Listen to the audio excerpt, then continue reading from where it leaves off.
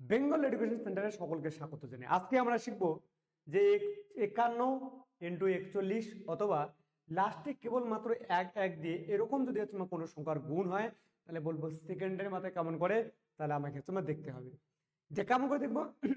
সবার প্রথমে 1 আর 1 আছে, একককে লিখবো তুমি 1।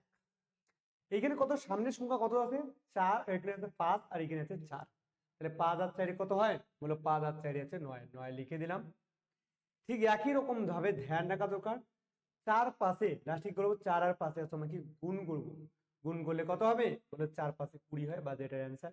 ঠিক একই রকম ভাবে একককে বলবো তুমি 1, তাহলে বলবো 7 আর 4 কত হয় বলো 7 4 11 1, হাতে থেকে বলবো তুমি 1, বলবো লাস্টে এইটা আর এটা কি করবো গুণ করবো, বলবো 4 7 কত হয় বলবো 4 7 তো 28, হাতে 1 ছিল হচ্ছে 29।